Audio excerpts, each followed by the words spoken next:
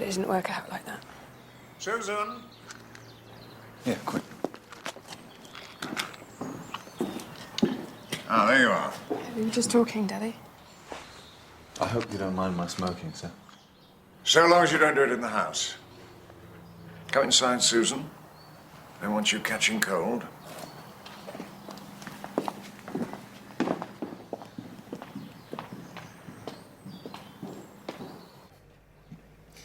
How many years you been coming here now? Too many. I still remember the first day you came. You and Mrs. Foyle.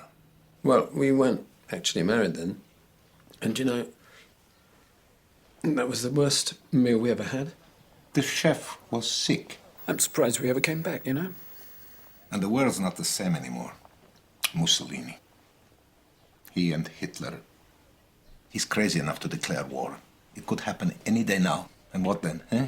What happens to my family and me? Italy might still stay neutral. I don't think so. Everyone's afraid.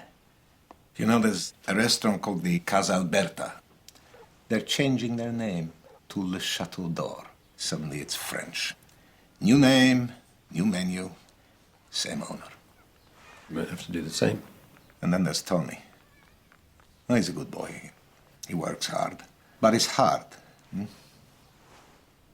it's not in the business. I worry about him.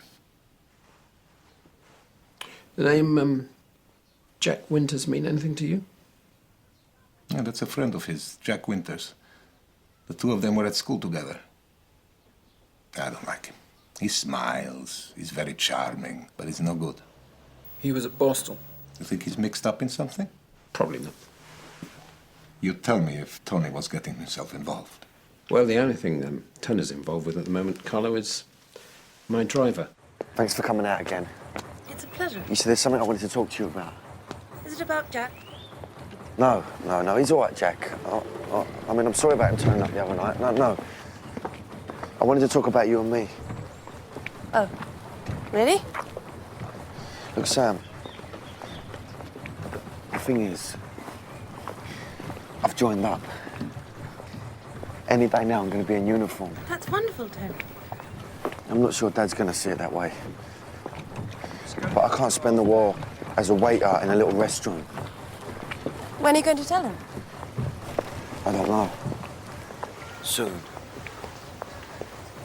But the thing is, when I think about fighting and shooting and all the rest of it, I really get the heavies, you know? I'm scared. And the other thing is, look, I shouldn't be saying this.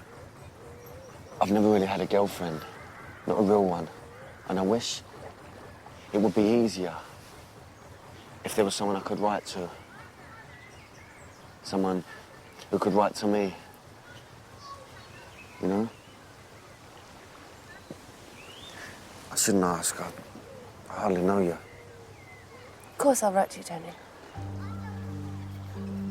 I'll even send you cigarettes and socks if you like. You'll bring my girl back home. Keep the home fires burning.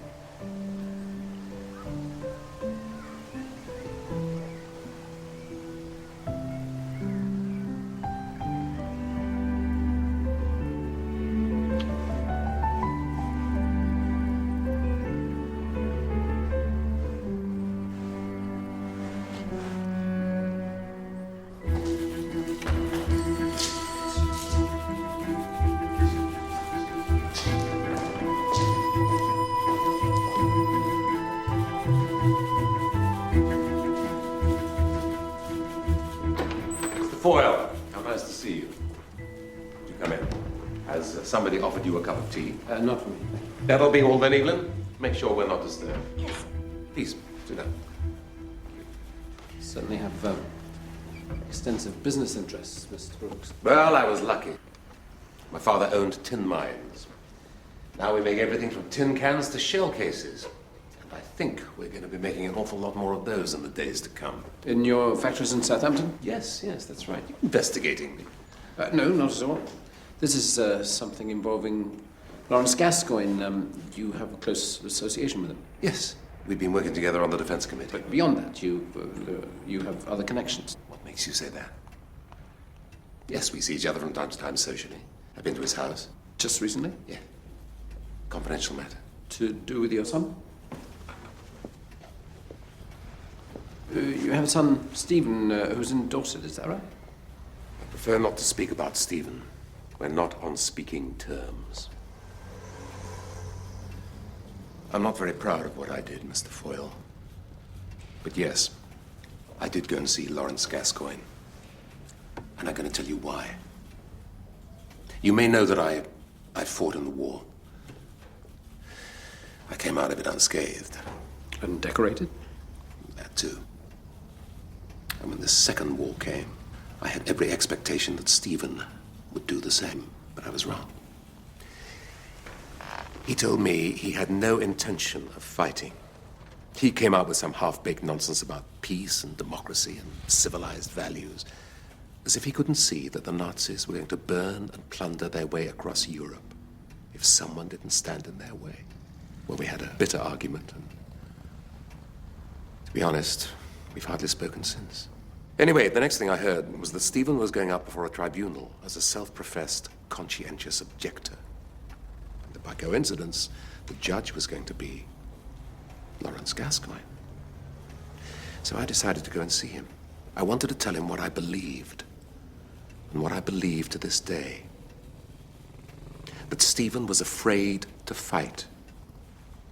That he was no more a conscientious objector than you or I.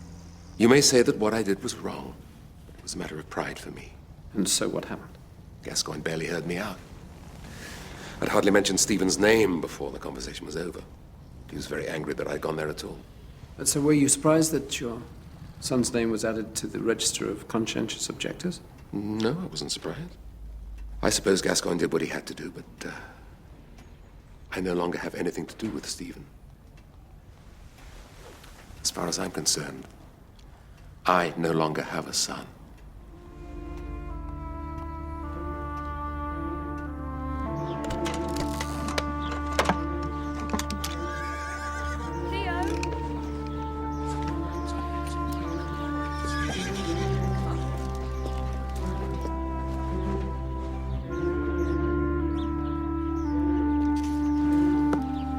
Theo? What are you doing? Where are you going? Sorry, I can't explain. There's something I have to do. What? Florence, forgive me. I'll be back soon. It's just called the Factory. I don't know anything more about it, except they claim to have some link with the War Office. Let me know. Thank you. Anything? No, but I do know that this man, Peter Buckingham, is no metal worker. He's a carpenter by trade. This is a notebook kept by the boy that the Gascoignes took in. And the evacuee. Fancied himself as a bit of a policeman, I think. Liz, what do you make of it? Factory. Could he have meant factory, do you think? The factory was next door and it's shrouded in secrecy. The gates are bolted. I mean, just the sort of thing he'd have been curious about. Oh, what about these other words? Pay Sue. Don't know. Could be anything. Well, you think that the boy was the real target and not Gascoigne? I don't really see how he could have been. It was Gascoigne who got the phone call that told him to go to the summer house. Well, I suppose there's one way you'll find out. Someone has another go.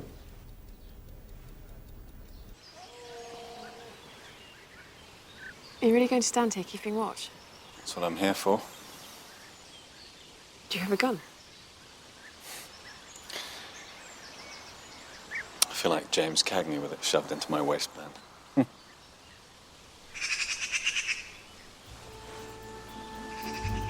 What is it? There's someone down there.